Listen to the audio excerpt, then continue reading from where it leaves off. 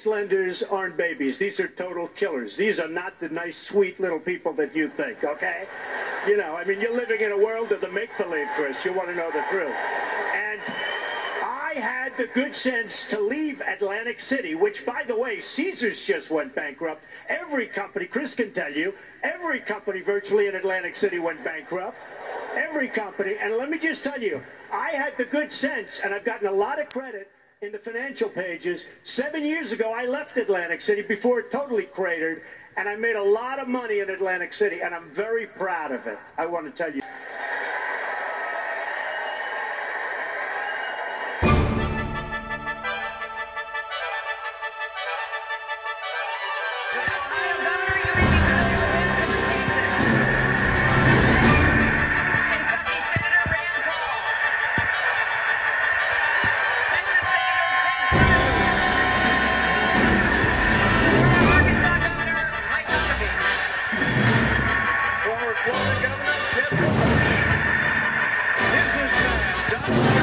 That could be game.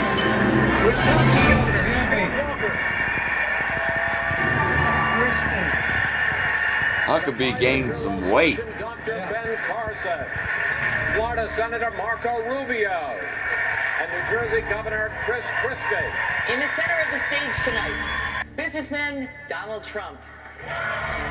In the center of the stage. Yeah, they're going to start with him. No, they're just introducing him. Jeb Bush. They're introducing them in order of their standing in the ratings. Yeah. Yeah. Former Arkansas Governor Mike Huckabee. Neurosurgeon Dr. Ben Carson. Texas Senator Ted Cruz. Florida Senator Marco Rubio. Kentucky Senator Rand Paul. New Jersey Governor Chris Christie. He looks a little frightened. Governor of Ohio.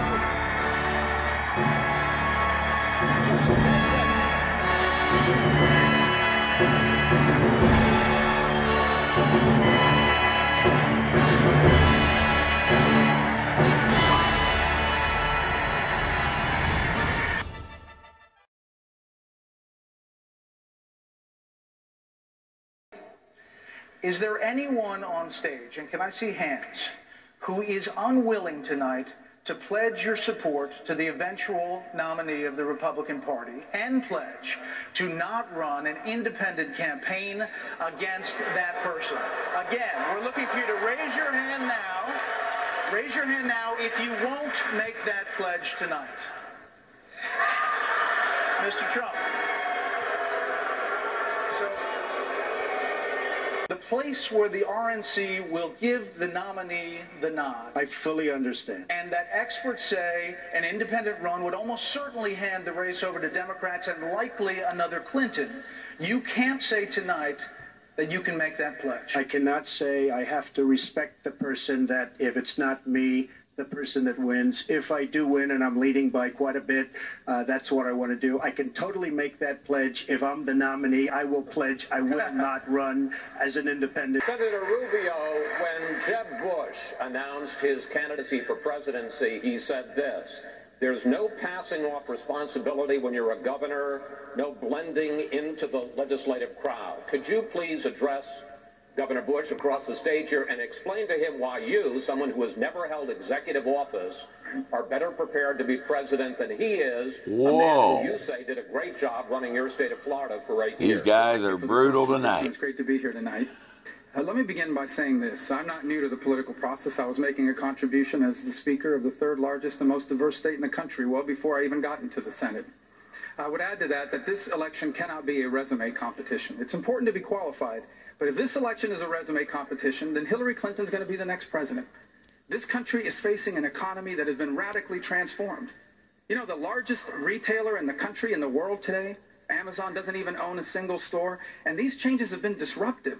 They have changed people's lives. The jobs that once sustained our middle class, they either don't pay enough or they are gone. If I'm our nominee, how is Hillary Clinton going to lecture me about living paycheck to paycheck?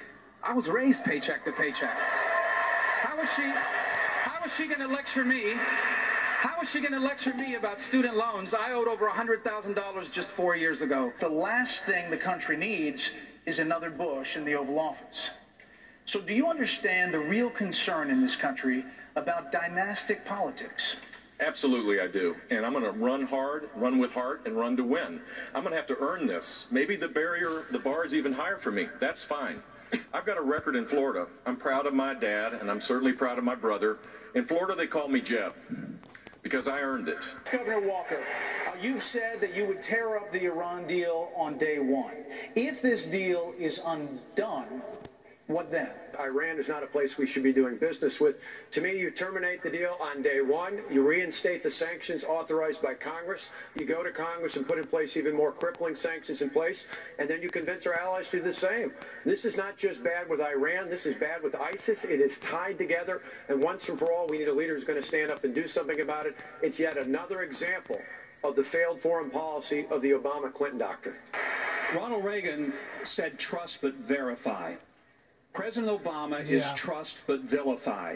He trusts our enemies and vilifies everyone who disagrees with him. And the reason we disagree with him has nothing to do with party. It has to do with the incredibly dangerous place that this world is going to be as a result of a deal in which we got nothing. We didn't even get 4 hostages out. We got nothing. And Iran gets everything they want. Senator Cruz, in your view, have Russia and China committed acts of cyber war? And if you were president, what would you do about it? Well, Brett, of course they have. And over the last 6.5 years, we've seen the consequences of the Obama-Clinton foreign policy. Leading from behind is a disaster. We have abandoned and alienated our friends and allies, and our enemies are stronger. Radical Islam is on the rise. Iran's on the verge of acquiring a nuclear weapon. China is waging cyber warfare against America. Russia, General Soleimani, you just mentioned, the Iranian general, is the head of the Al-Quds forces. He's directly responsible for the murder of over 500 American servicemen in Iraq. And part of this Iranian deal was lifting the international sanctions on General Soleimani. The day General Soleimani flew back from Moscow to Iran was the day we believed that Russia used cyber warfare against the Joint Chiefs. We need a new commander-in-chief that will stand up to our enemies and that will have credibility. It is worth emphasizing that Iran released our hostages in 1981, the day Ronald Reagan was sworn into office. The sequester is cutting the heart out of our personnel. Our generals are retiring because they don't want to be part of this. And at the same time, our enemies are increasing. Putin believes in the old Lenin adage, you probe with bayonets.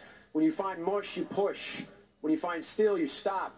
Under Obama and Clinton, we found a lot of mush over the last few years. We need to have a national security that puts steel in front of our enemies. I would send weapons to Ukraine. I would work with NATO to put forces on the eastern border of Poland and the Baltic nations. And I would put in place back in the missile defense system that we had in Poland and in the Czech Republic. Women are moving into combat roles. Don't ask, don't tell has obviously been dropped. And now Defense Secretary Ashton Carter recently directed the military to prepare for a moment when it is welcoming transgender persons to serve openly. As Commander-in-Chief, how would you handle that? The military is not a social experiment. The purpose of the military is kill people and break things. It's not to transform the culture by trying out some ideas that some people think would make us a different country and more diverse. The purpose is to protect America. The scripture tells us, you shall know them by their fruits. We see lots of campaign conservatives. But if we're going to win in 2016, we need a consistent conservative, someone who's been a fiscal conservative, a social conservative, a national security conservative. There are real differences among the candidates on issues like amnesty, like Obamacare, like religious liberty, like life and marriage. And I have been proud to fight and stand for religious liberty, to stand against Planned Parenthood, to defend life for my entire career, and I will be proud to continue to do so as President of the United States. Governor Kasich, same question. Well, Megan, my father was a mailman. His father was a coal miner. My mother's mother could barely speak English, and their son today stands on this podium in the great state of Ohio, not only as the governor, but a candidate for president of the United States. I do believe in miracles. You know, I've had a lot of elections, but my elections are really not about campaigns. I tell my people that these are about a movement. And a movement to do what?